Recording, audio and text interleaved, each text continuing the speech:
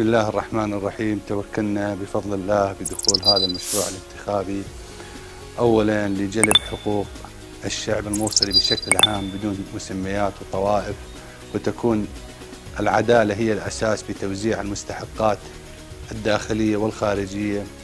ثانيا القضاء على آفة البطالة التي هي المرض أو المرض العضال الرئيسي للشعب والمواطنين وكذلك الخريجين، ورفع من مستوى المعيشي لجميع أبناء نينوى.